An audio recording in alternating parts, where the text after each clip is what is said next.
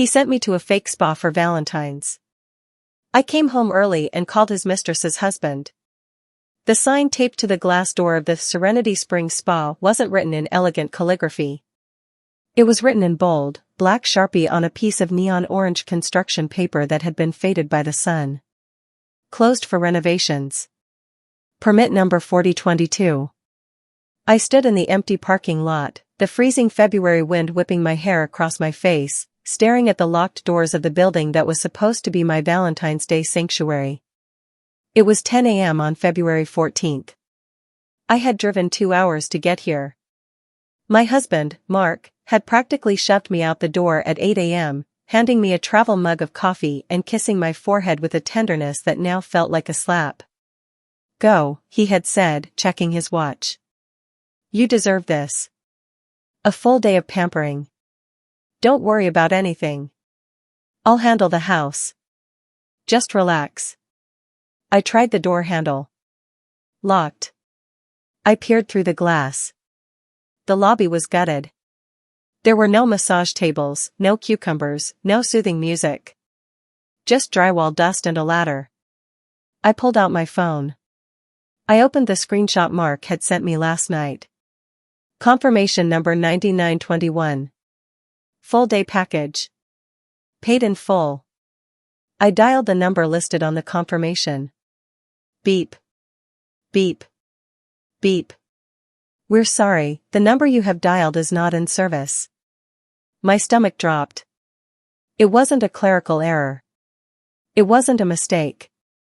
Mark had sent me to a construction site. He had sent me on a 4-hour round trip to nowhere. He needed me gone.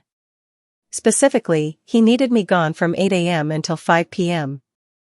Why? I sat in my car, the engine idling to keep the heater running. My hands were shaking. I opened the Ring app on my phone. We have a camera at the front door and one overlooking the driveway. I scrolled back. 8:05 a.m., my car pulling out of the driveway. 8:10 a.m., Mark waving from the porch, looking entirely too happy. I kept scrolling. 9:12 a.m., motion detected at side gate. I tapped the video. The side gate? We never use the side gate. It's rusted shut. Or it was. The video loaded. A figure walked into the frame. It wasn't a burglar. It wasn't a delivery driver. It was Melissa. Melissa, our neighbor from 3 doors down. The one who borrowed sugar. The one who waved at me when we walked our dogs. The one who was married to a nice guy named Dave. She wasn't wearing a coat. She was wearing a trench coat, belted tightly, with bare legs and heels underneath. In February. She walked up to the side door, the one that leads directly into the kitchen, and opened it. She didn't knock. She didn't use a key. It was unlocked. She slipped inside. I stared at the screen. The timestamp was an hour ago. Mark wasn't handling the house. He was handling the neighbor.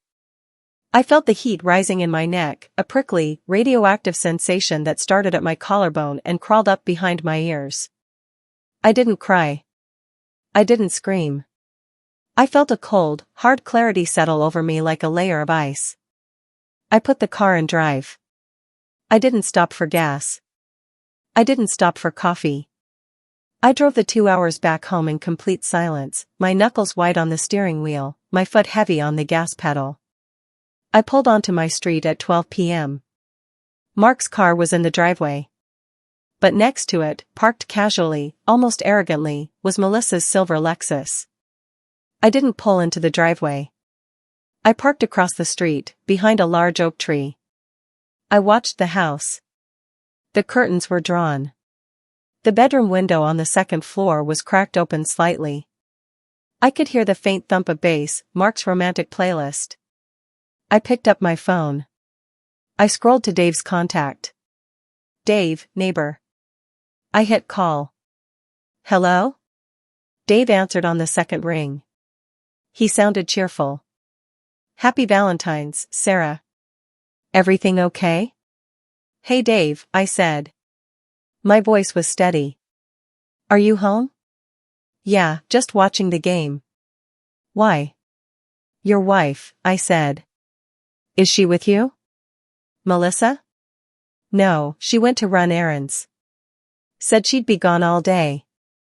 Why? She's at my house, I said. Silence. A long, heavy silence that stretched for 10 seconds. She's at your house? Dave asked, his voice dropping. Is Mark there? Yes, I said. And I was supposed to be at a spa 2 hours away. But the spa doesn't exist. I see, Dave said. The cheerfulness was gone. Replaced by a tired, resigned heaviness. I'll be right over. Dave, I added. Bring a chair. We might be waiting a while. I'll bring drinks, he said. Dave walked across the street 5 minutes later. He was carrying 2 lawn chairs and a cooler. He set the chairs upright on the edge of my lawn, facing the front door. He popped a beer and handed one to me. Thanks, I said, taking it. We sat there. 2 spouses, betrayed on Valentine's Day, drinking beer on a front lawn in suburbia while our partners were upstairs destroying our marriages. This isn't the first time, Dave said quietly, taking a sip. I looked at him. What? I've suspected for months, he admitted, staring at the drawn curtains. She's been running errands a lot. And the mileage on her car didn't add up. I put a tracker on it last week. A tracker? Yeah. It pinged here 4 times. I thought maybe she was just, I don't know, friends with you? But seeing her car here today? On Valentine's? When you aren't home? He shook his head. She lied to me this morning. She looked me in the eye and said she was going to her mother's. Mark sent me to a fake spa, I said. He printed a fake confirmation email. He planned this. Diabolical, Dave muttered. We waited. 15 minutes passed. Then, the blinds in the bedroom window twitched. Just a little movement. Someone peeking out. They saw us. I saw the blinds snap shut.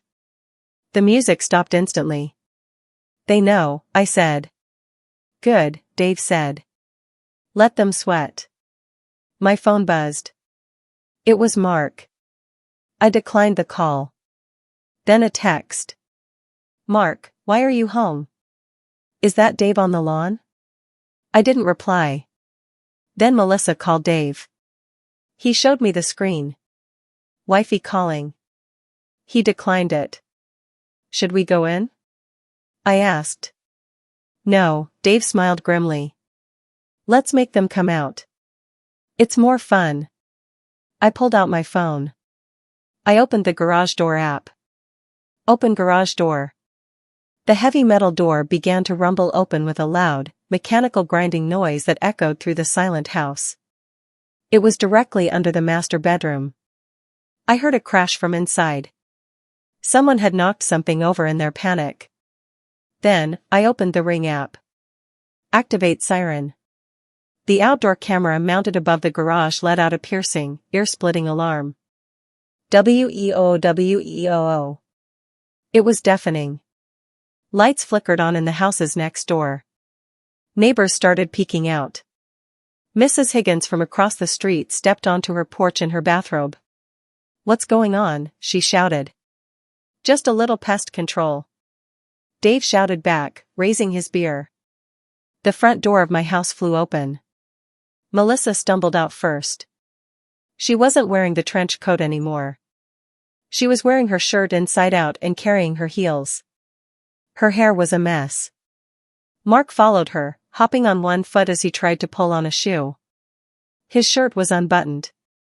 His face was a mask of sheer terror. They stopped dead on the porch when they saw us. Sitting in lawn chairs. Drinking beer. Dave? Melissa gasped. Hi honey, Dave said. How was your mom's? Mark looked at me. Sarah? The spa, traffic?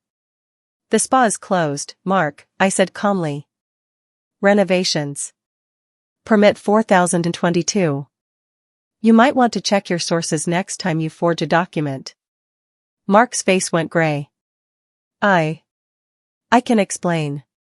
Explain why you're half naked with the neighbor? I asked. In my house? It's not what it looks like. Melissa shrieked. We were just talking. Talking? Dave laughed. You left your underwear on the passenger seat of the car, Melissa. I saw them when I walked by. Melissa looked at her car. She looked at Dave. She realized the game was over. You're tracking me? She hissed. That's illegal. So is breaking my heart, Dave said, standing up.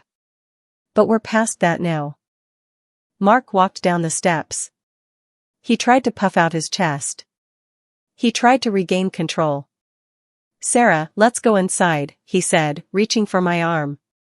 We don't need to do this in front of the neighbors. He gestured to the street. There were 5 people watching now. Phones were out. Someone was recording. I'm not going inside with you, I said, pulling away. I'm done. It's my house. Mark shouted. I want you off my property, Dave. And Sarah, get inside now. Your house? I asked. I stood up. I faced him. Mark, I said slowly. Who is on the deed? He blinked. We are. No, I corrected him. I am. My parents gave me the down payment. Remember? You had bad credit. You signed a quitclaim deed at closing so the bank would approve the loan. You aren't on the title. You aren't on the mortgage. Mark froze. He looked at the house. He looked at me. He had forgotten. He had gotten comfortable. And Melissa? Dave chimed in. Who owns our house? Melissa looked at the ground.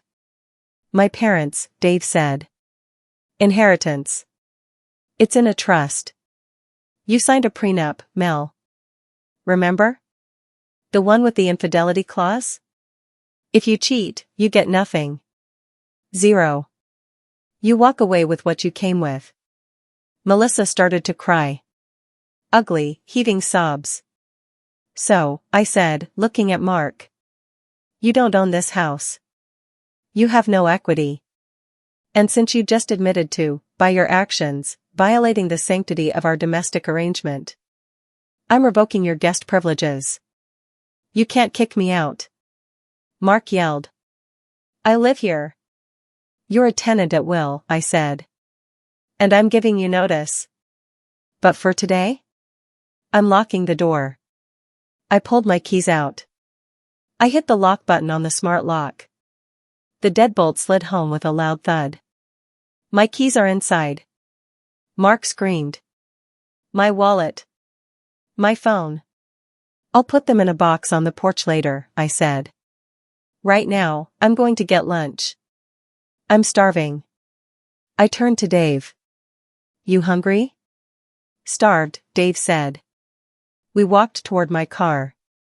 We left them standing there on the driveway. Mark, shirtless and shoeless. Melissa, crying and clutching her heels. The neighbors watched. The siren finally timed out and shut off. The silence was louder than the alarm. We went to a diner. We ate burgers. We talked. Are you going to divorce him? Dave asked, dipping a fry in ketchup. Monday morning, I said. You? Already called the lawyer, Dave nodded. He's drafting the papers. The tracker data is admissible.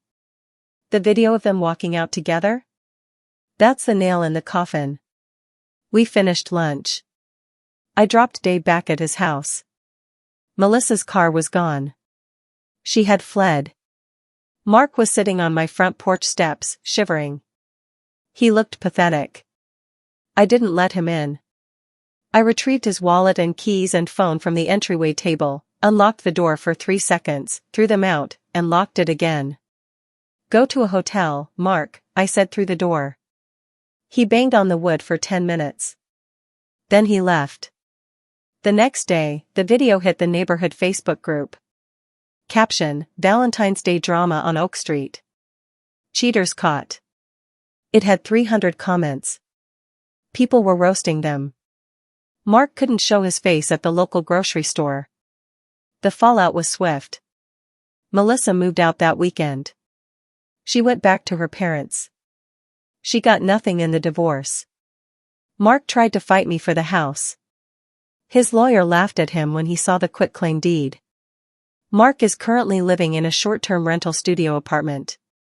And me? I kept the house. I changed the locks. I got a new security system. And the spa day? I booked it. For real this time. I took Dave. Not as a date. As a friend. A trauma-bonded friend. We sat in the mud bath, drinking cucumber water, laughing about the look on Mark's face when the garage door opened. You know, Dave said, adjusting his robe. We make a pretty good team. We do, I smiled. Maybe next Valentine's Day, he suggested, we just order pizza. Deal, I said. Mark wanted to play games. He wanted to manipulate reality. He forgot that reality has a way of snapping back. And when it does, it usually hits you right in the face. So, tell me. Am I the monster for publicly humiliating my husband and his mistress in front of the entire neighborhood, or did they just get the surprise party they deserved? If you have made it this far and want to see more videos like this, then kindly subscribe and turn on notifications so you may never miss another story like this.